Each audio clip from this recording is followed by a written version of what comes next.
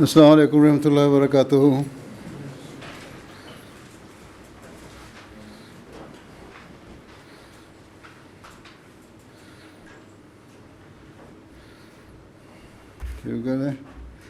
حافظ طیب احمد صاحب تلاوت.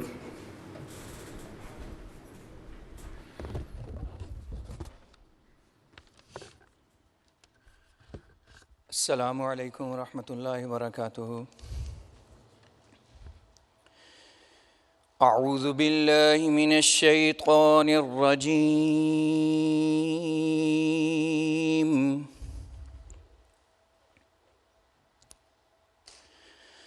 بسم اللہ الرحمن الرحیم.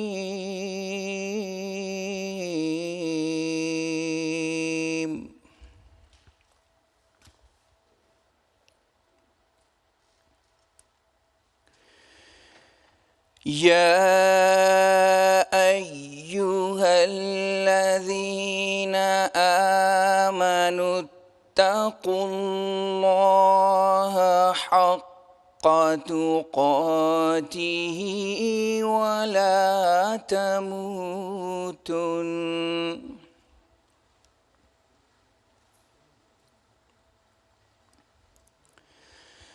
اتقوا اللہ حق تقاته ولا تموتن إلا وأنتم مسلمون.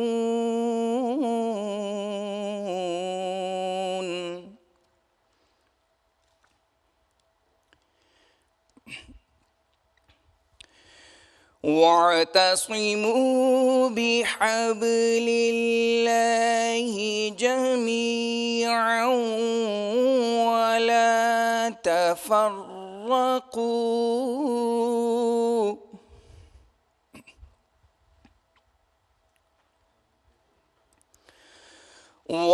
واذكروا نعمة الله عليكم إذ كنتم أعداء فألف بين قلوبكم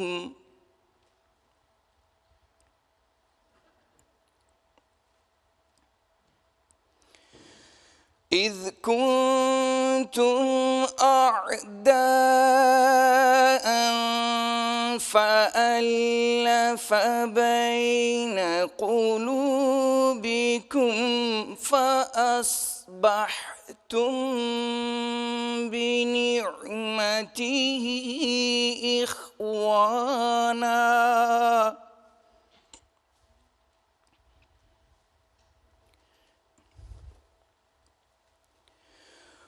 وكنتم على شفا حفرة من النار فأنقذكم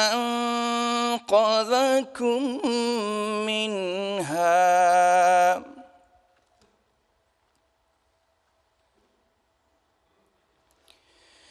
كذلك يبين الله لكم آياته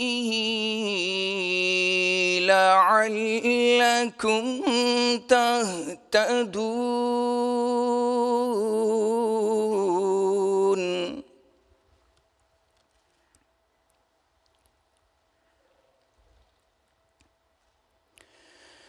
وَلْتَكُن مِّنكُمْ أُمَّةٌ يَدْعُونَ إِلَى الْخَيْرِ وَيَأْمُرُونَ بِالْمَعْرُوفِ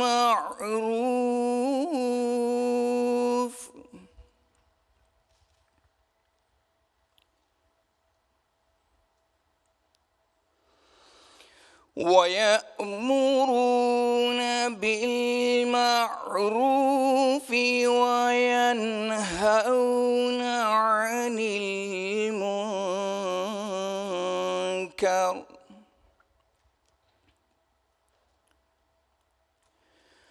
وأولئك هم المفلحون.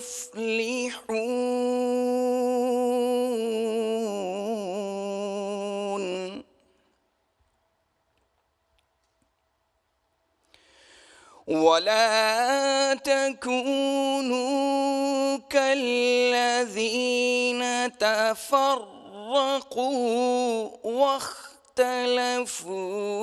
من بعد ما جاءهم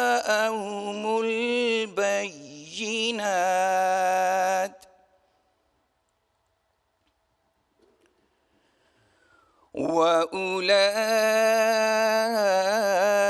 وأولئك لهم عذاب عظیم.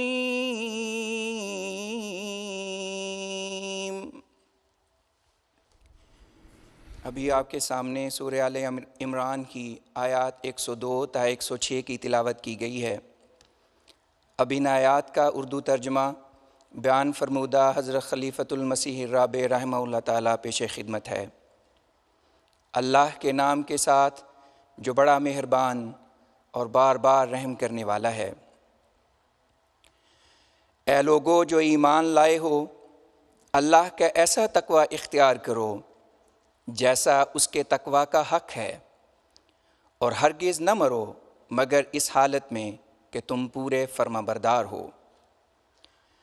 اور اللہ کی رسی کو سب کے سب مضبوطی سے پکڑ لو اور تفرقہ نہ کرو، اور اپنے اوپر اللہ کی نعمت کو یاد کرو کہ جب تم ایک دوسرے کے دشمن تھے تو اس نے تمہارے دلوں کو آپس میں باندھ دیا، اور پھر اس کی نعمت سے تم بھائی بھائی ہو گئے، اور تم آگ کے گڑھے کے کنارے پر کھڑے تھے تو اس نے تمہیں اس سے بچا لیا.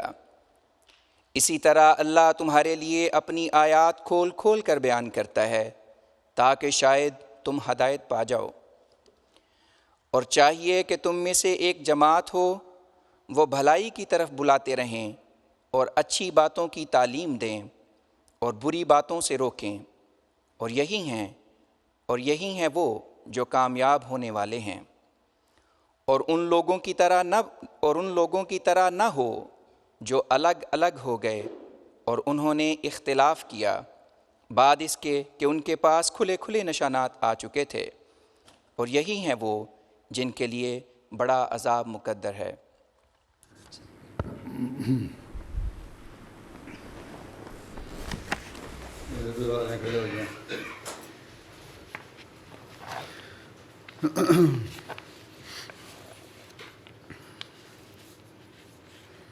اردو میں کرنا ہے انگلش میں؟ اشہد لا الہ الا اللہ وحدہ لا شریک لہ واشہد ان محمدً عبدہ ورسولہ.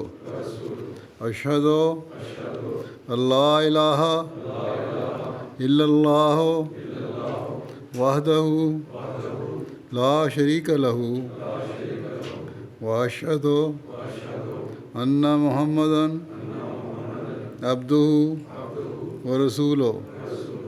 اشہد لا الہ الا اللہ وحدہ لا شریک لہ واشہد ان محمدً عبدہ ورسولہ. I bear witness that there is none worthy of worship except Allah. He is one and has no partner. And I bear witness that Muhammad sallallahu alaihi wasallam is his servant and messenger.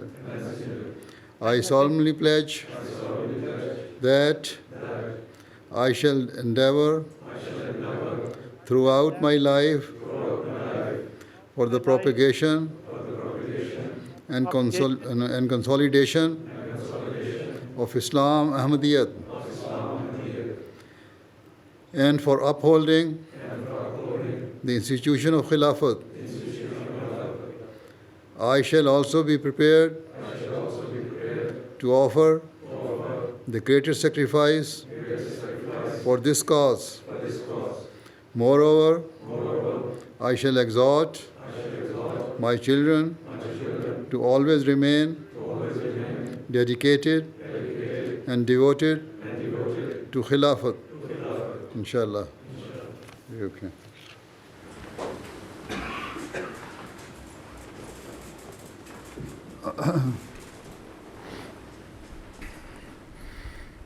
عمر شریف صاحب نظم.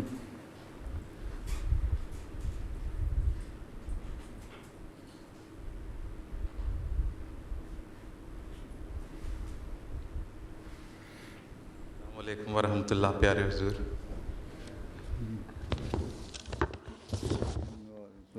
کلام حضرت اقدس مسیح موعود علیہ الصلاۃ والسلام.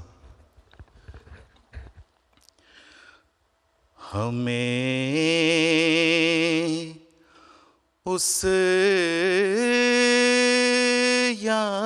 یار سے تقویٰ عطا ہے، ہمیں اس یار سے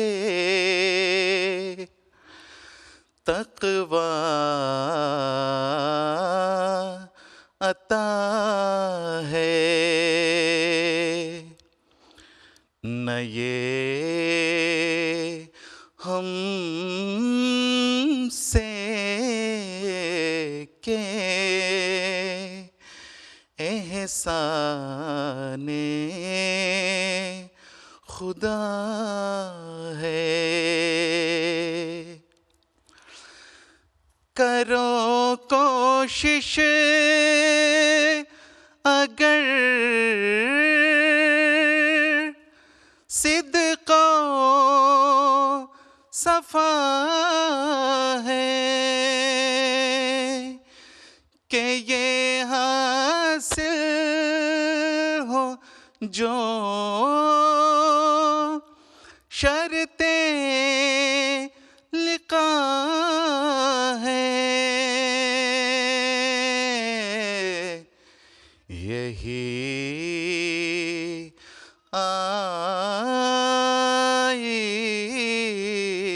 نئے خالق نما ہے، یہی ایک جوہر سیف دعا ہے، ہر ایک نیکی کی جڑ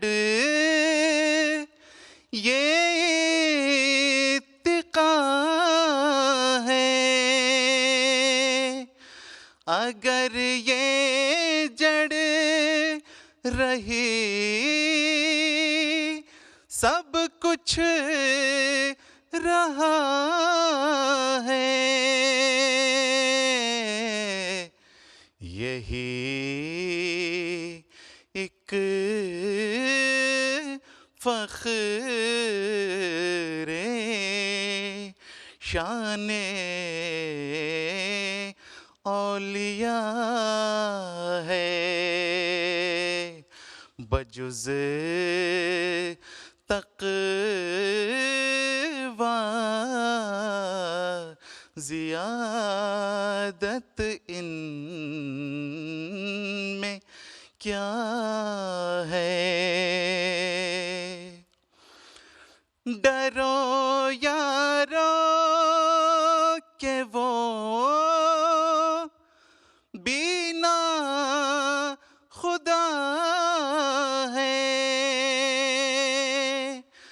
اگر سوچو یہی دار جزا ہے مجھے تقویٰ سے اس نے یہ جزا دی فسبحان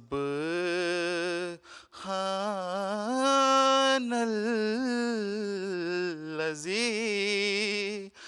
اخذ العادی فسبحان الذی اخذ العادی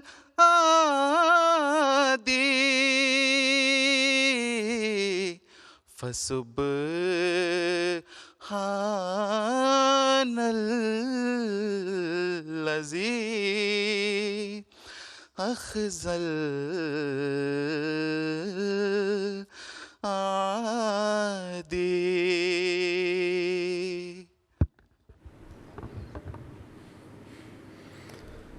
اچھا اجتماع رپورٹ صدر صاحب انصار اللہ.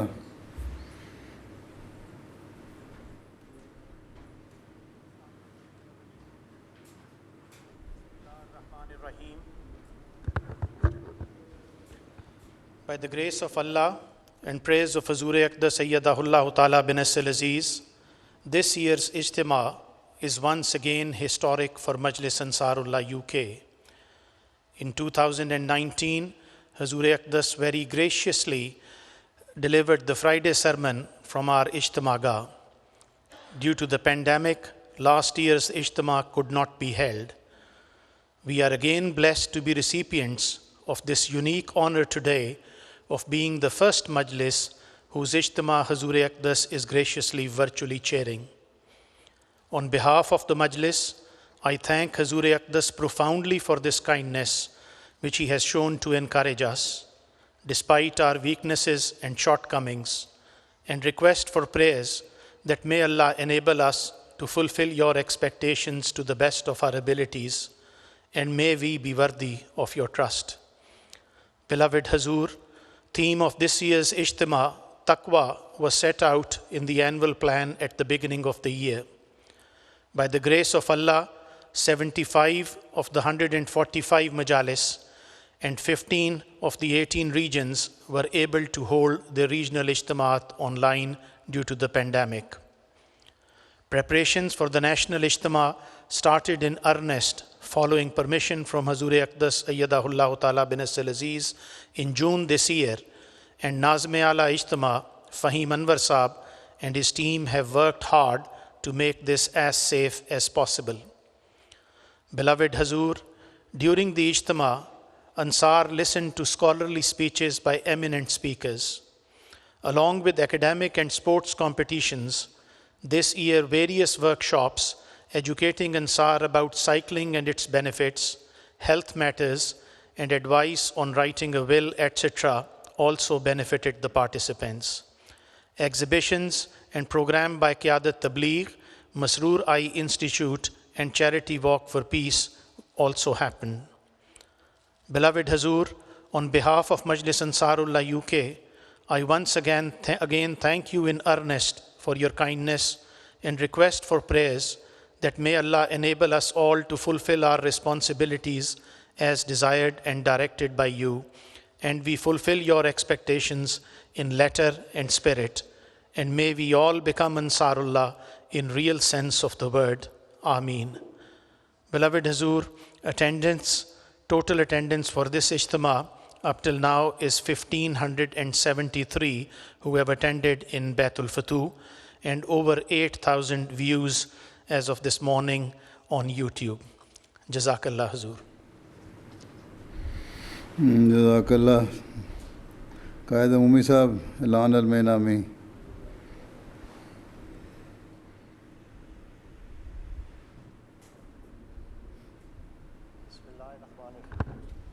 Bismillahir Rahmanir Rahim. Beloved Hazur, Assalamu alaikum wa rahmatullahi wa barakatuhu. Hazur, for this year, overall the best region is South region, Second position goes to Fazl region, and the third position is Northwest region. Hazur, best small majlis for the year 2021 is Doncaster Majlis of Northeast. Second position goes to Leeds, and third position is Jamia Ahmadiyya UK. Hazur, for this year, Al-Mainami on third position is Majlis Mosque West of Fazl region. Second position goes to Baitul Fatuh, and the best majlis for the year 2021 and recipient of Al-Mainami for the second year running is Hartlepool of region Northeast. Barakallahu lakum, beloved Hazur. This concludes that the prize announcements.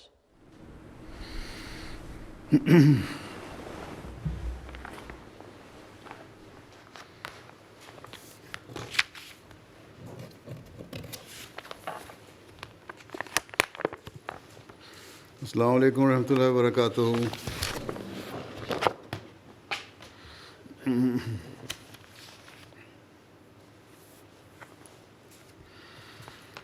اشہد ان لا الہ الا اللہ وحدہ لا شریک لہ واشہد ان محمدا عبدہ ورسولہ. أما بعد فأعوذ بالله من الشيطان الرجيم. بسم الله الرحمن الرحيم. الحمد لله رب العالمين الرحمن الرحيم مالك يوم الدين. إياك نعبد وإياك نستعين. اهدنا الصراط المستقيم صراط الذين أنعمت عليهم غير المغضوب عليهم ولا الضالين.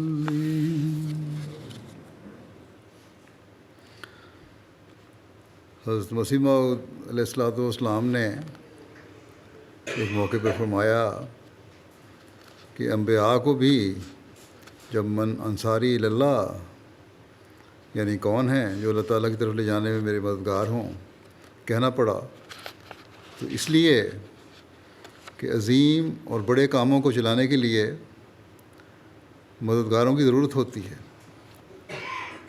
اور یہ قانون قدرت ہے کہ جو کام بہت سے لوگوں کے کرنے کا ہو اسے آسن رنگ میں کرنے کے لیے بہت سے لوگ چاہیے، اور ایک آدمی نہیں کر سکتا.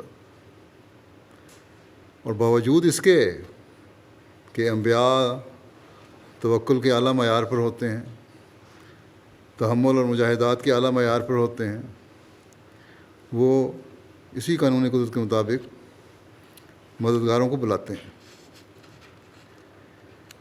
بس آپ جو اپنے آپ کو انصار اللہ کہتے ہیں اس بات کو ہر وقت سامنے رکھیں کہ انصار اللہ تبھی کہلا سکتے ہیں جب اس زمانے کے امام اللہ تعالیٰ کے فرستادے مسیح موعود اور مہدی موعود کی آواز پر لبیک کہتے ہوئے صرف نام کے انصار اللہ نہ ہوں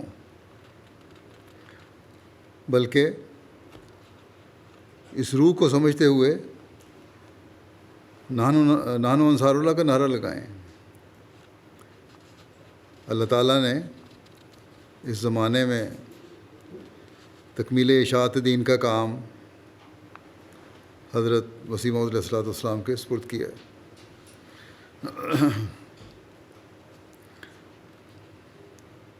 یعنی تبلیغ اسلام کا عظیم کام آپ کے سپرد کیا گیا ہے، اور یہی کام کرنے کی حضرت مسیح موعود علیہ السلام نے اپنی جماعت کے افراد سے توقع کی ہے. اور انصار اللہ کو سب سے بڑھ کر اس کا مخاطب اپنے آپ کو سمجھنا چاہیے۔ بس ہمیں اپنے عہد بیت کو نبھانے کے لیے، اپنے انصار اللہ کے عہد کو نبھانے کے لیے، اس عظیم کام میں حضرت مسیح موعود علیہ الصلوۃ والسلام کا مددگار بننے کے لیے اپنی تمام تر صلاحیتوں کے ساتھ اس عظیم کام کو سر انجام دینے کے لیے میدان میں اترنا ہوگا۔ تبھی ہم حقیقی انصار اللہ کہلا سکتے ہیں۔ صرف منہ سے دعویٰ کر دینا کہ ہم انصار اللہ ہیں کافی نہیں ہے، اس کے لیے ہمیں اپنے جائزے بھی لینے ہوں گے کہ کس طرح ہم اس عظیم کام کو سر انجام دے سکتے ہیں۔ ہمیں اپنی حالتوں کو دیکھنا ہوگا کہ کیا وہ اس معیار کی ہیں جو بڑے بڑے کام سر انجام دینے کے لیے ہونی چاہیے،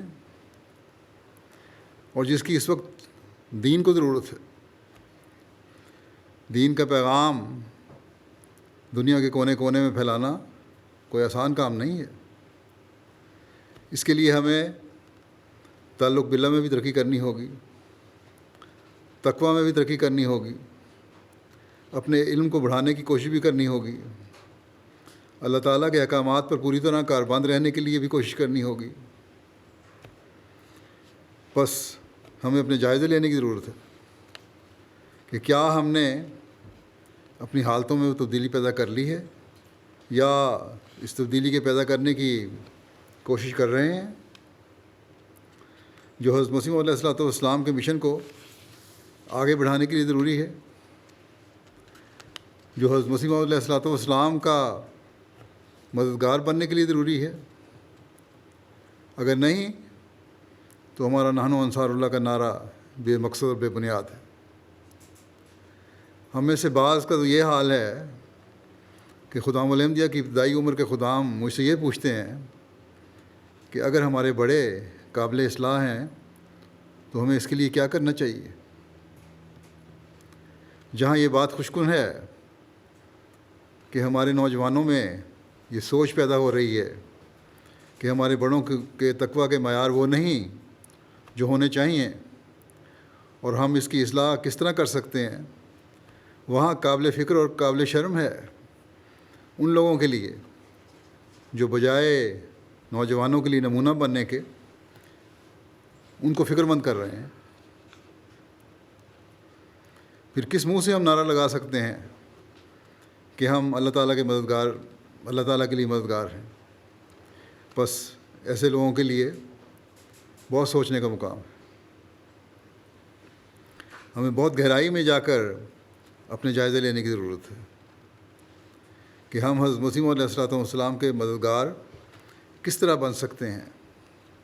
بس ہر ایک اپنے اندر کا جائزہ لے اور تلاش کرے کہ ہمیں کس چیز کی ضرورت ہے، حضرت مسیح علیہ الصلوۃ والسلام ہم سے کیا چاہتے ہیں۔ ہمیں اس معیار کو حاصل کرنے کے لیے اپنے اندرونی کو کھنگالنا ہوگا، اپنے اندر جھانکنا ہوگا،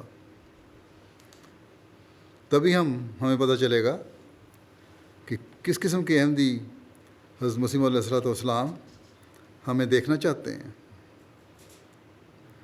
اس وقت میں حضرت مسیح علیہ الصلوۃ والسلام کے بعض ارشادات سامنے رکھنا چاہتا ہوں جس سے ہمیں ان معیاروں کو پتہ چلے جو ہم نے حاصل کرنے ہیں۔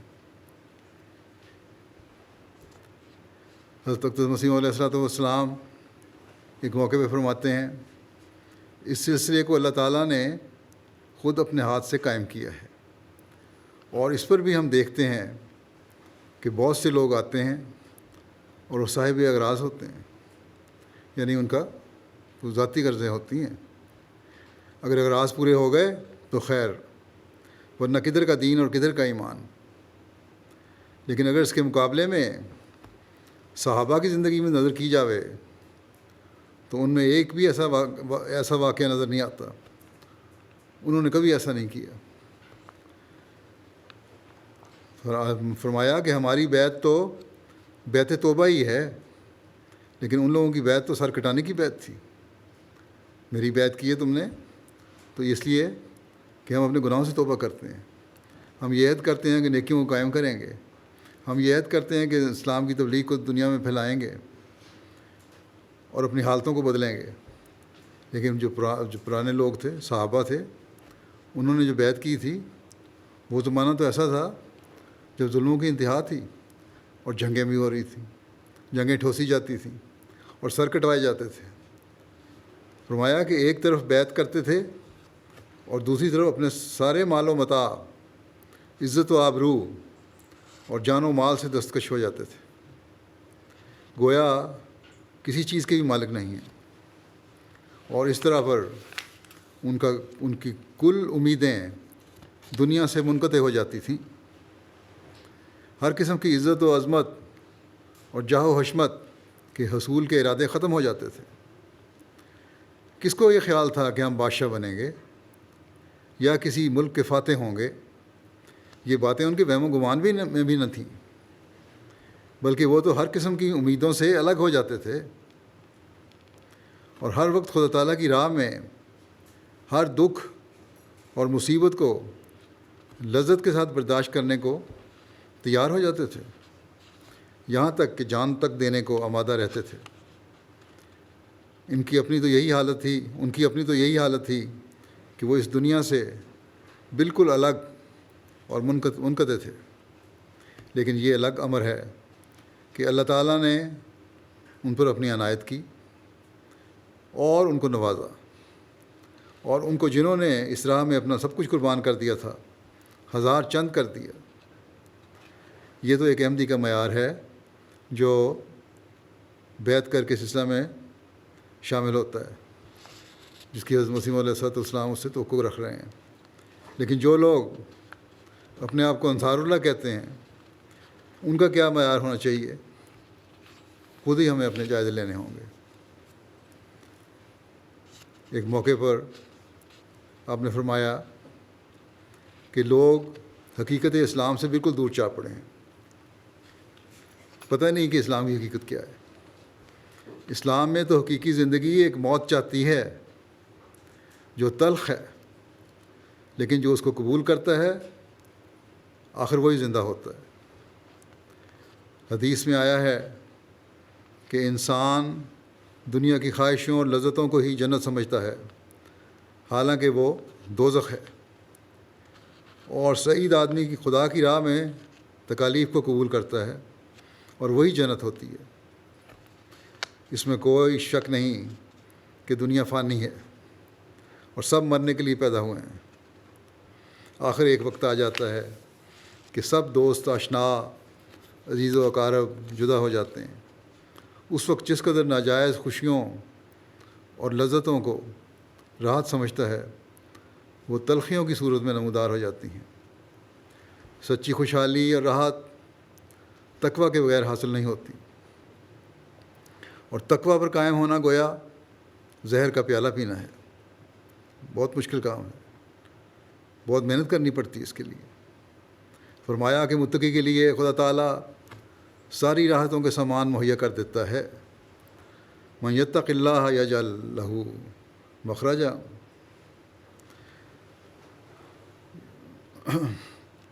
وَيَرْزُقْهُ مِنْ حَيْثُ لَا يَحْتَسِبُ۔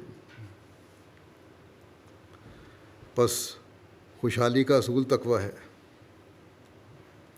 لیکن حصول تقویٰ کے لیے نہیں چاہیے کہ ہم شرطیں باندھتے پھریں۔ تقویٰ اختیار کرنے سے جو مانگو گے ملے گا۔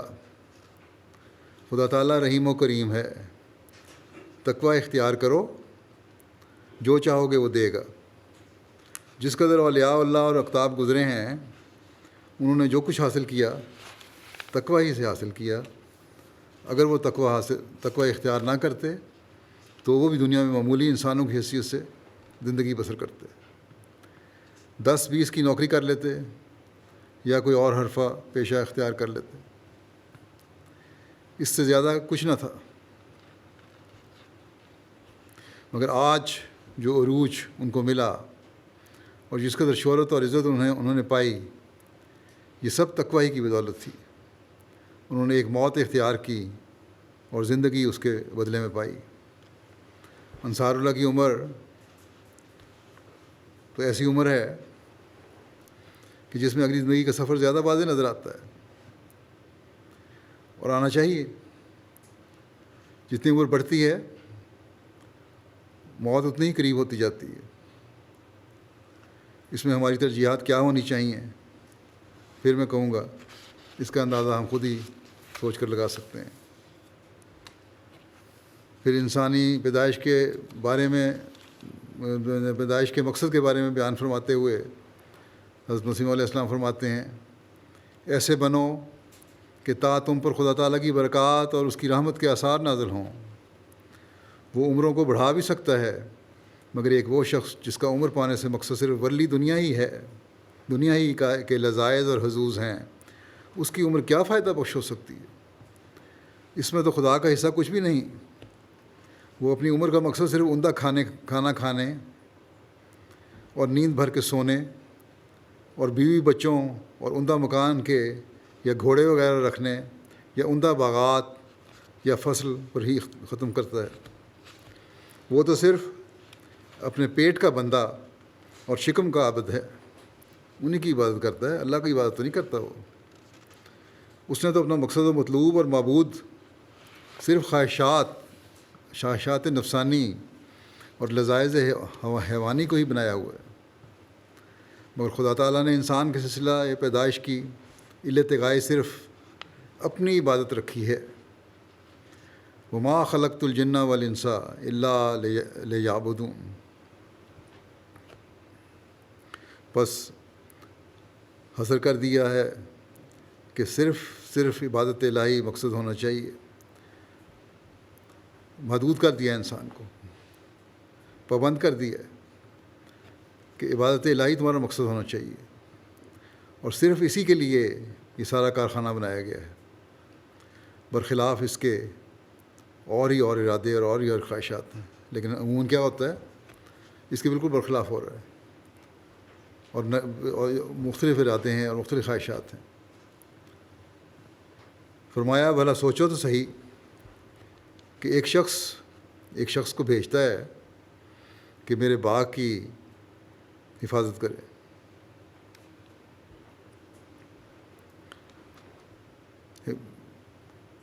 اس کی آبپاشی اور شاخ تراشی سے اسے عمدہ طور کا بنا، اور عمدہ پھول بیل بوٹے لگا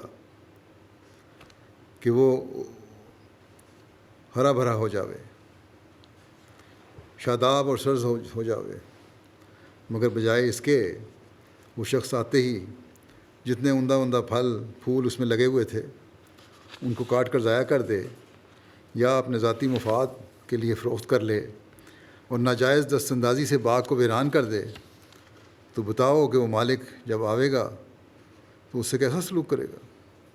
انصار اللہ کا کام تو یہ باغ کو نگہداشت کرنا ہے، باغوں کو پھل پھول کی حفاظت کرنا ہے، باغوں کی نوجوان کلیوں کو سنبھالنا ہے، نہ کہ ان میں یہ احساس پیدا کرنا کہ ہمارے بڑے غلطی کر رہے ہیں۔ بس بہت سوچنے کا مقام ہے۔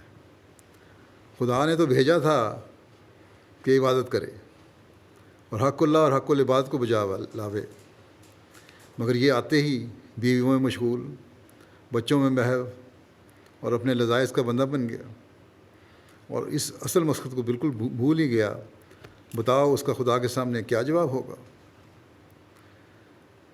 فرمایا دنیا کے سامان اور یہ بیوی بچے اور کھانے پینے تو اللہ تعالیٰ نے صرف بطور بھاڑا کے بنائے تھے، جس طرح ایک یکابان چند کوس تک ٹٹو سے کام لے کر جب سمجھتا ہے کہ وہ تھک گیا ہے، گھوڑا اس کا ٹانگے کا گھوڑا تھک گیا ہے، اسے کچھ نہاری اور پانی پہ وغیرہ دیتا ہے اور کچھ مالش کرتا ہے تا اس کی تھکان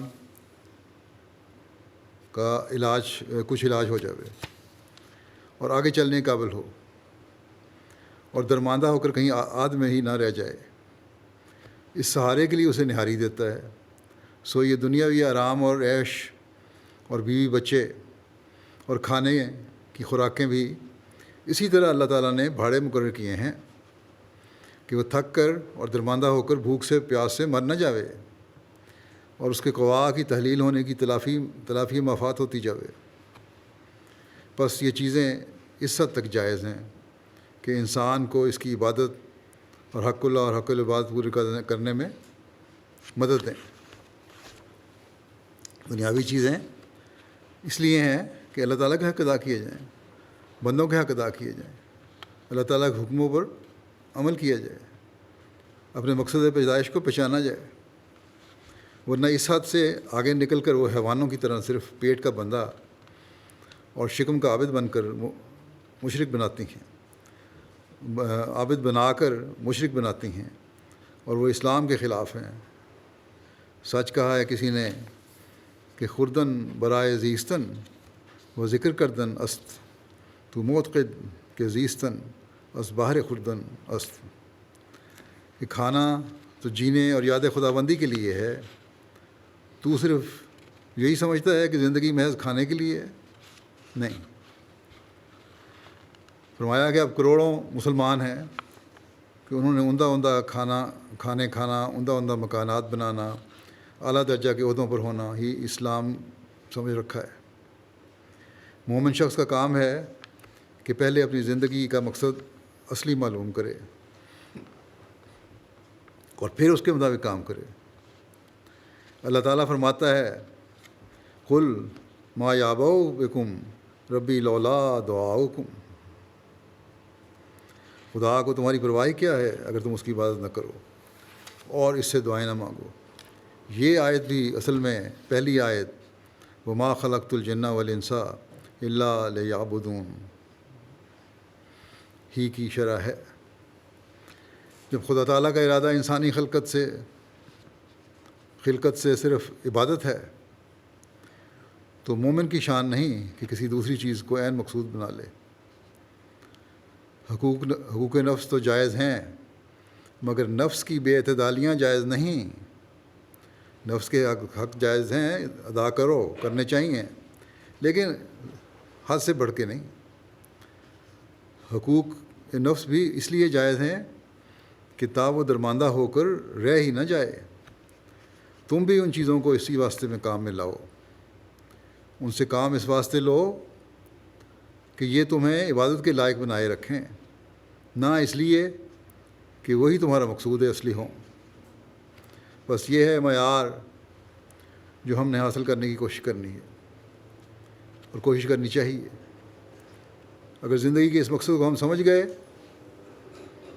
تو ہم حقیقی انصار میں شامل ہو جائیں گے، کیونکہ یہی معیار حاصل کرنے والے وہ لوگ ہیں جو نبی کے حقیقی مددگار بن سکتے ہیں۔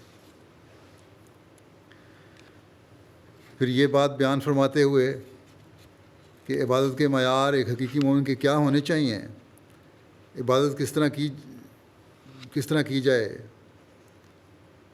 آپ علیہ السلام نے ہمیں سمجھایا کہ عبادت اللہ تعالیٰ کی محبت ذاتی سے رنگین ہو کر کرو۔ خلاصہ یہ ہے، اس کی تفصیل بیان فرماتے ہوئے آپ فرماتے ہیں کہ میں دوزخ اور بہشت پر ایمان لاتا ہوں کہ وہ حق ہے اور ان کے عذاب اور اکرام اور لذائذ سب حق ہیں، لیکن میں یہ کہتا ہوں کہ انسان خدا کی عبادت دوزخ یا بہشت کے سہارے نہ کرے بلکہ محبت ذاتی کے طور پر کرے۔ دوزخ بہشت کا انکار میں کفر سمجھتا ہوں اور اس سے یہ نتیجہ نکالنا حماقت ہے، بلکہ میرا مطلب یہ ہے کہ عبادت اللہ تعالیٰ کی محبت ذاتی سے رنگین ہو کر کرے، جیسے ماں اپنے بچے کی پرورش کرتی ہے، کیا اس امید پر کہ وہ اسے کھلائے گا؟ نہیں، بلکہ وہ جانتی ہی نہیں کیوں اس کی پرورش کر رہی ہے، یہاں تک کہ اگر بادشاہ اس کو حکم دے کہ تو اگر بچے کی پرورش نہ کرے گی اور اس سے یہ بچہ مر بھی جاوے تو تجھ کو کوئی سزا نہ دی جائے گی بلکہ انعام ملے گا، تو وہ اس حکم سے خوش ہوگی یا بادشاہ کو گالیاں دے گی؟ یہ محبت ذاتی ہے۔ اسی طرح خدا تعالیٰ کی عبادت کرنی چاہیے، نہ کہ کسی جزا سزا کے سہارے پر۔ محبت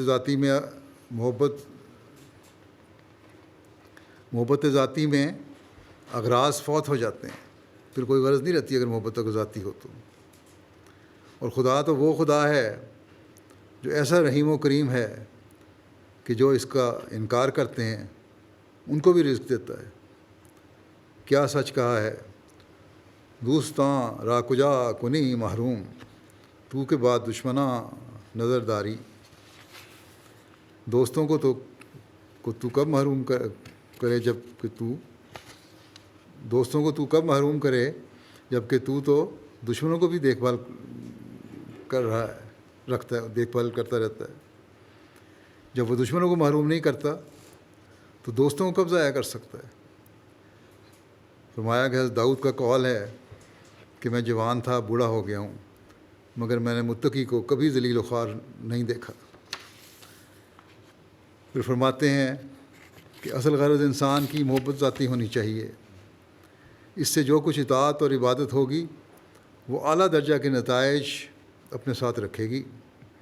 ایسے لوگ خدا تعالیٰ کے مبارک بندے ہوتے ہیں. وہ جس گھر میں ہوں وہ گھر مبارک ہو، اور جس شہر میں ہوں وہ شہر مبارک. اس کی برکت سے بہت سی بلائیں دور ہو جاتی ہیں. اس کی ہر حرکت و سکون، اس کے دور و دیوار پر خدا کی برکت اور رحمت نازل ہوتی ہیں. میں اسی راہ کو سکھانا چاہتا ہوں. اسی غرض کے لیے خدا تعالیٰ نے مجھے مامور کیا ہے. فرمایا یقیناً یاد رکھو کہ پوسٹ کام نہیں آتا بلکہ مغز کی ضرورت ہے. لکھا ہے کہ ایک یہودی سے کسی مسلمان نے کہا کہ تو مسلمان ہو جا کہ میں تیرے کال کو تیرے فعل کی وجہ سے نفرت کی نگاہ سے دیکھتا ہوں. میں نے اپنے بیٹے کا نام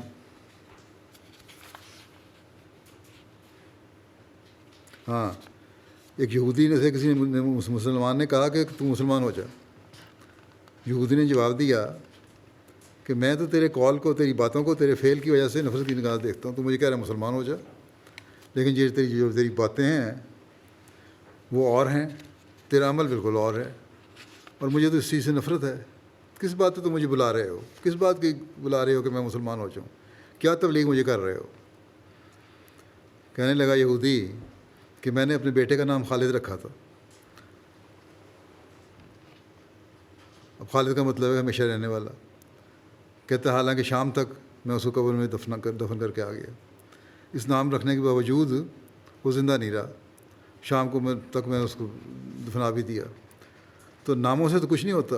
تم نام کے مسلمان کہلاتے ہو، نام کے انصار اللہ کہلاتے ہو، تو اس سے تو کچھ نہیں بنے گا جب تک کہ قول و فعل ایک نہیں ہو جاتے.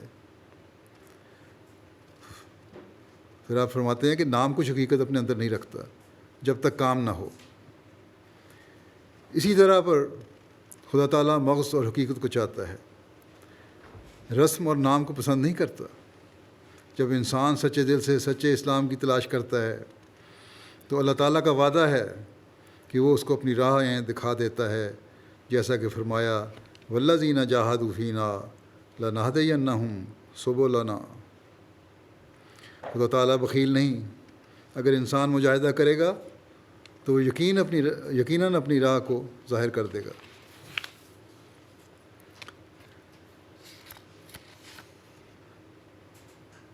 فرمایا کہ مومن حقیقی مسیح کے وقت وہی ہوگا جو اس کے تابع ہوگا.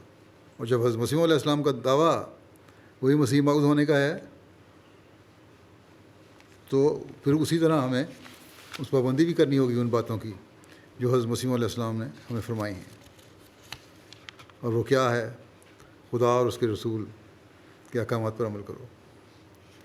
پھر آپ فرماتے ہیں اس سلسلے سے خدا تعالیٰ نے یہی چاہا ہے اور اس نے مجھ پر ظاہر کیا ہے کہ تقویٰ کام ہو گیا ہے. بعض تو کھلے طور پر بے حیائیوں میں گرفتار ہیں اور فسق و فجور کی زندگی بسر کرتے ہیں، اور بعض ایسے ہیں جو ایک قسم کی ناپاکی کی ملونی اپنے اعمال کے ساتھ رکھتے ہیں، مگر انہیں نہیں معلوم کہ اگر اچھے کھانے میں تھوڑا سا زہر پڑ جاوے تو وہ سارا زہریلا ہو جاتا ہے. اور بعض ایسے ہیں جو چھوٹے چھوٹے گناہ، ریاکاری وغیرہ جن کی شاخیں باریک ہوتی ہیں ان میں مبتلا ہو جاتے ہیں۔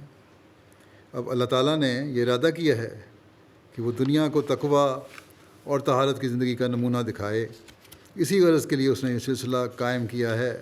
وہ تطہیر چاہتا ہے اور ایک پاک جماعت بنانا اس کا منشا ہے۔ بس اس بات کے بعد ہمیں اپنے جائزے لینے چاہیے کہ ہماری حقیقت میں تطہیر ہو گئی ہے؟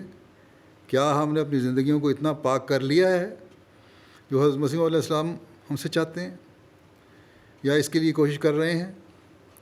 اگر نہیں تو اب ہم دوسروں کو حقیقی رنگ میں راستہ نہیں دکھا سکیں گے۔ بس ہمیں بڑے خوف سے، بڑی دعاؤں اور استغفار کے ساتھ اپنے جائزے لیتے رہنے چاہیے۔ پھر اس بات کی طرف توجہ دلاتے ہوئے کہ قرآن کریم میں علمی اور عملی تکمیل کی ہدایت ہے، آپ فرماتے ہیں پھر یہ بھی یاد رکھنا چاہیے کہ قرآن کریم میں علمی اور عملی تکمیل کی ہدایت ہے۔ چنانچہ اہدنا الصراط میں تکمیل علمی کی طرف اشارہ ہے، اور تکمیل عملی کا بیان صراط الذین انعمت علیہم میں فرمایا کہ جو نتائج اکمل اور اتم ہیں وہ حاصل ہو جائیں۔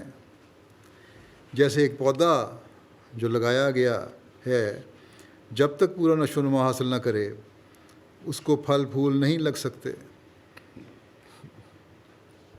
اسی طرح اگر کسی ہدایت کے اعلیٰ اور اکمل نتائج موجود نہیں ہیں وہ ہدایت مردہ ہدایت ہے جس کے اندر کوئی نشو و نما کی قوت و طاقت نہیں ہے۔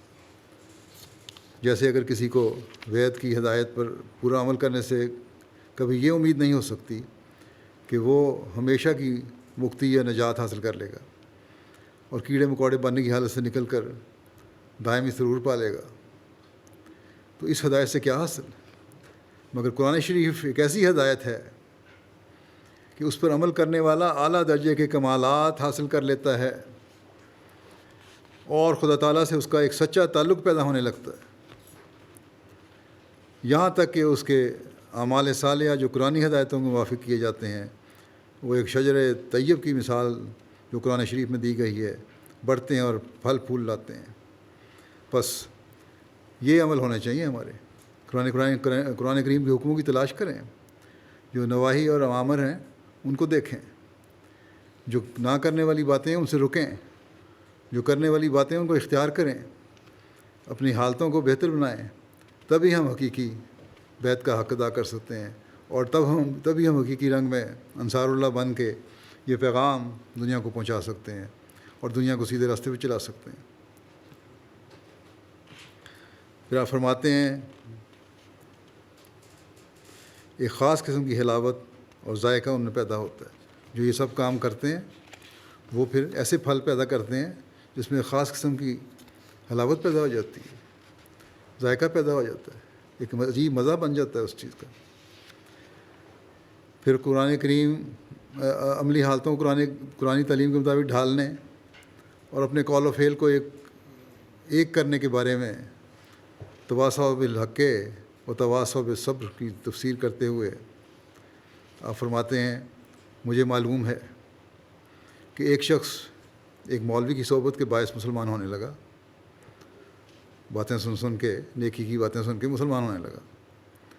ایک روز اس نے دیکھا کہ وہی مولوی شراب پی رہا تھا، تو اس کا دل سخت ہو گیا اور رک گیا۔ انہوں نے کہا باتیں تو بڑی اچھی کر رہا ہے، نیکی کی باتیں بتا رہا ہے، شراب کی نقصان بتا رہا ہے مجھے، لیکن ایک دن پہ خود بیٹھا شراب پی رہا ہے وہ مولوی۔ اس نے کہا پھر ایسے مذہب سے تو بچ کے رہنا چاہیے۔ غرض تواصوا بالحق میں یہ فرمایا کہ وہ اپنے اعمال کی روشنی سے دوسروں کو نصیحت کرتے ہیں، یعنی اپنے عمل جو ہیں اس سے دوسروں کی نصیحت کرتے ہیں، صرف باتوں سے نہیں کرتے۔ اور پھر ان کا شیوا یہ ہوتا ہے تواصوا بالصبر، یعنی صبر کے ساتھ واضح نصیحت کا شیوا اختیار کرتے ہیں، اور پھر صبر کے ساتھ واضح نصیحت کرتے جاتے ہیں۔ صرف باتوں کے ذریعے سے تبلیغ نہیں کرنی بلکہ اپنے عمل سے تبلیغ کرنی ہے۔ اپنے عمل سے دوسروں کو قائل کرنا ہے، اور پھر مستقل مزاجی سے اس پر قائم رہتے ہوئے ان کو نصیحت کرنا اور تبلیغ کرتے چلے جانا ہے۔ جلدی جھاگ منہ پر نہیں لاتے، غصے میں نہیں آ جاتے یہ لوگ اگر مخالفت ہو تو۔ بس تبلیغ کے لیے یہ دو باتیں ہمیشہ یاد رکھنی چاہیے کہ اپنے عمل اور تعلیم میں مطابقت پیدا کرنا، اور دوسرے صبر سے کام لیتے ہوئے مستقل مزاجی سے اور برداشت سے تبلیغ کرتے چلے جانا ہے۔ بس ہمیں اس حوالے سے بھی اپنے جائزے لینے چاہیے اور تبلیغ کے کام کو آگے بڑھانا چاہیے۔ یہاں تو مواقع ایسے ہیں کہ تبلیغ کے بہت سارے کام ہو سکتے ہیں، جہاں روکیں ہیں وہاں اگر روکیں ہمارے راستے میں حائل ہیں اور قانون اور حکومتیں اگر راستے میں حائل ہیں تو دوسری جگہ جہاں ہم فائدہ اٹھا سکتے ہیں کیوں نہ اٹھایا جائے۔ بس ہماری جو ان ملکوں میں رہ رہے ہیں آزادانہ طور پر جن کو تبلیغ کے مواقع میسر ہیں، ان کو چاہیے کہ پہلے سے بڑھ کر تبلیغ کے لیے میدان میں نکلیں اور اپنے عمل سے ثابت کر دیں کہ اسلام ہی وہ حقیقی مذہب ہے جو دنیا کو راہ راست پر لا سکتا ہے اور دنیا کو نجات دلا سکتا ہے۔ بہرحال یہ سب کام اللہ تعالیٰ کی محبت دل میں پیدا کرتے ہوئے کریں گے تو برکت ہوگی، ذاتی اغراض نہیں ہونی چاہیے، جیسا کہ پہلے بھی ذکر ہو چکا۔ حضرت مسیح علیہ السلام فرماتے ہیں انسان کو چاہیے کہ ساری کمندوں کو جلا دے اور صرف محبت الہی ہی کی کمند کو باقی رہنے دے۔ خدا نے بہت سے نمونے پیش کیے ہیں، آدم سے لے کر نوح، ابراہیم اور موسیٰ اور عیسیٰ اور حضرت محمد مصطفیٰ علیہ الصلاۃ والسلام تک کل انبیاء اسی نمونے کی خاطر ہی تو اس نے بھیجے ہیں۔ علیہم الصلاۃ والسلام، تا لوگ ان کے نقش قدم پر چلیں، جس طرح وہ خدا تک پہنچے اسی طرح اور بھی کوشش کریں۔ سچ ہے کہ جو خدا کا ہو جاتا ہے خدا اس کا ہو جاتا ہے۔ یاد رکھو کہ ایسا نہ ہو کہ تم اپنے اعمال سے ساری جماعت کو بدنام کرو۔ شیخ فرمایا کہ شیخ سعدی صاحب فرماتے ہیں کہ بدنام کنندے نکو نام چند، کہ ایک برا آدمی کئی نیک ناموں کی بدنامی کا باعث بن جاتا ہے۔ بس ہمیں بہت سوچنے کی ضرورت ہے۔ انصار اللہ حقیقی انصار اللہ بننے کے لیے بہت غور کرنے کی ضرورت ہے۔ بس اللہ تعالیٰ کی محبت ہمیں اپنے دل میں پیدا کرنے کی بہت کوشش کرنی چاہیے کہ ہمارے عمل بھی اس وقت حقیقی عمل بنیں گے جب ہم خدا تعالیٰ کی محبت کی وجہ سے نیکیاں بجا لانے کی کوشش کریں گے۔ ہمارے کاموں میں برکت اس وقت پڑے گی جب اللہ تعالیٰ کے بتائے ہوئے راستے پر چلیں گے۔ ہم حضرت مسیح علیہ السلام کے اس عظیم کام میں معاون اور مددگار تبھی بن سکیں گے جب ہم اپنے ہر قول و فعل کو اللہ تعالیٰ کے بتائے ہوئے حکموں کے مطابق کرتے ہوئے پھر اللہ تعالیٰ سے اس میں برکت کی دعائیں مانگیں گے۔ اور اللہ تعالیٰ سے دعائیں مانگنے کا صحیح طریق اپنی عبادتوں کو اس کے حکم کے مطابق بجا لانا ہے، یعنی 5 وقت کی نمازوں کی حفاظت اور ادائیگی، اور دلی سوچ سے ادائیگی اور توجہ کے ساتھ ادائیگی۔ حضرت اقدس مسیح علیہ السلام نے ایک موقع پر فرمایا سو تم نمازوں کو سنوارو اور خدا تعالیٰ کے احکام کو اس کے فرمودہ کے بموجب ادا کرو، اس کی نواحی سے بچے رہو، اس کے ذکر اور یاد میں لگے رہو، دعا کا سلسلہ ہر وقت جاری رکھو، اپنی نماز میں جہاں جہاں رکوع و سجود میں دعا کا موقع ہے دعا کرو، اور غفلت کی نماز کو ترک کر دو۔ رسمی نماز کچھ ثمرات مرتب نہیں لاتی، کوئی پھل نہیں لگتے رسمی نمازوں کو، صرف فرض پورا کرنے کے لیے کی جاتی ہے، اور نہ وہ قبولیت کے لائق ہے۔ نماز وہی ہے کہ کھڑے ہونے سے سلام پھیرنے کے وقت تک پورے خشوع و خضوع اور حضور قلب سے ادا کی جائے، اور عاجزی اور فروتنی اور انکسار اور گریہ وزاری سے اللہ تعالیٰ کے حضور میں اس طرح سے ادا کی جاوے کہ گویا اس کو دیکھ رہے ہو. اگر ایسا نہیں تو کم از کم یہ تو ہو کہ وہی تم کو دیکھ رہا ہے. اس طرح کمال ادب اور محبت اور خوف سے بھری ہوئی نمازیں ادا کرو. یہ ہے نماز کی حقیقت. حضرت مسیح علیہ السلام نے یہ بھی فرمایا ہے کہ ہماری کامیابی دعاؤں سے ہی ہونی ہے. بس جب ہم اپنی امنی حالتوں کی تبدیلی کے ساتھ دعاؤں اور عبادات کے اعلیٰ معیار حاصل کرنے کی کوشش کریں گے تو تبھی ہم حضرت مسیح علیہ السلام کے حقیقی انصار میں شمار ہو سکتے ہیں. تبھی ہم اپنی اگلی نسلوں کے ذہنوں میں سوال پیدا کرنے کے بجائے ان کی اصلاح اور جماعت سے جوڑنے کا ذریعہ بن سکتے ہیں. اللہ تعالیٰ ہمیں اس کی توفیق عطا فرمائے. اب ہم دعا کریں گے. دعا سے پہلے میں ایک یہ بھی بتا دوں کہ ہم اس وقت میں جس جگہ سے بول رہا ہوں، خطاب کر رہا ہوں، یہ MTA اسلام آباد کا نیا اسٹوڈیو ہے، اور آج پہلی دفعہ یہاں سے یہ پروگرام جاری ہو رہا ہے. گویا کہ انصار اللہ کے اس اجتماع کے ساتھ اس کا افتتاح بھی ہو گیا ہے. اللہ تعالیٰ اس کو بھی اسلام کا پیغام، دین کا پیغام پہنچانے کا ذریعہ بنائے، اور پہلے سے بڑھ کر MTA کے ذریعے سے دنیا میں اسلام کا حقیقی پیغام پہنچ سکے. اب دعا کر لیں.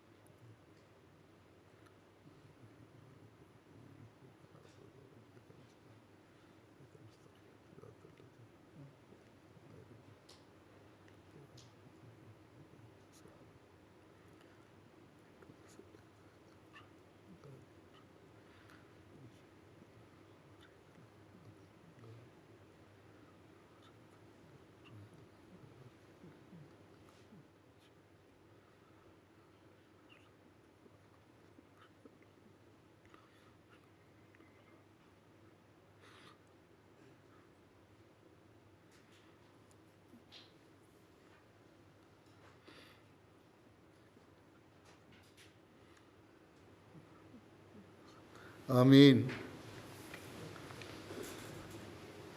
السلام علیکم ورحمۃ اللہ وبرکاتہ.